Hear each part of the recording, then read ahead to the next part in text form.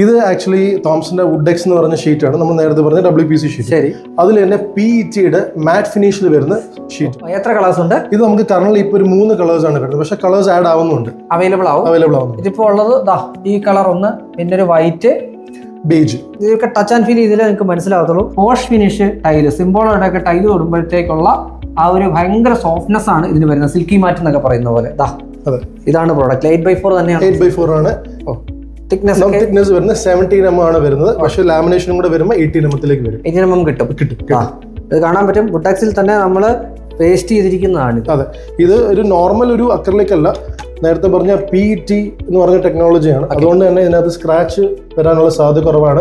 ഇതിന്റെ സോഫ്റ്റ്നെസ് കൂടുതലായിരിക്കും, ഇതിന്റെ ഹാർഡ്നെസ്സും കൂടുതലായിരിക്കും. അങ്ങനെയുള്ള പ്രൊഡക്റ്റ് റേറ്റിൽ എന്തെങ്കിലും വ്യത്യാസങ്ങളുണ്ടോ? ഇതിന്റെ റേറ്റ് വരുമ്പോഴത്തേക്ക് ഇത് നമ്മൾ സിംഗിൾ സൈഡ് ആണ് വരുന്നത്. നമ്മൾ നേരത്തെ കണ്ട ഡബിൾ സൈഡ്, ഇത് സിംഗിൾ സൈഡ് ആണ് വരുന്നത്. സിംഗിൾ സൈഡ് വരുമ്പോഴത്തേക്ക് 230 rupees ആണ് സ്ക്വയർ ഫീറ്റ് വരുന്നത് അല്ലേ? സ്ക്വയർ ഫീറ്റ് റേറ്റ് ആണ് നമ്മൾ പറഞ്ഞത്.